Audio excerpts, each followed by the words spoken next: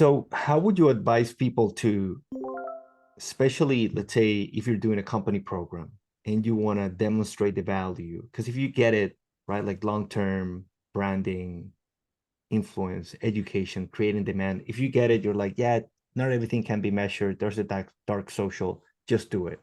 But you also have to find the balance between, hey, it's not just do it. We need some measures of success to understand that we're getting closer. Um, I know, for example, a software like HubSpot measures everything, um, what happens on the website, and they can attribute revenue to particular pieces of content. How would you advise a company when they're creating this program to create metrics of success? Are there some short, medium, and long-term ones? Do you recommend having some vanity ones just for growth on the platform and then some other software to track revenue? How would you go about creating those KPIs? Yeah, look, and it's a tricky one, right? Because on one hand, you might have someone within the business that's responsible for, the growth on LinkedIn, and you need to be able to measure that, almost to probably justify your existence in that role. So if someone doesn't see those numbers going up, so for me, I always start with number of followers. That's the first thing that I look at. Is the page growing the number of followers? Because that's really easy, and that should grow over time as you get better and you invite more people. It's really easy to do that. So, first of all, we've got to build the audience. Now, next, it can be something similar, like simple, like having your employees who engaged with those posts, who created their own posts, who liked, and that can be self-reporting. So we can go to the extreme and have all of this, dream data that we can go and analyze and come back. And for some businesses of a big size, that's going to be really important. But I think for most people, it's just keeping an eye on what actions are people taking and are they meaningful.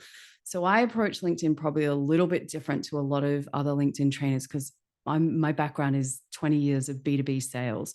I'm a relationship builder. Every success that I've had in sales has been about building relationships.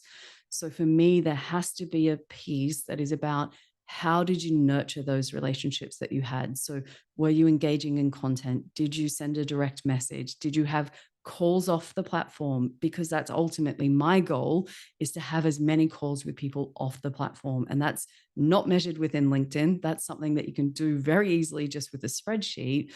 But I think if we keep it simple, if someone's starting out on a program, have a conversation with the employee, not just what the company wants.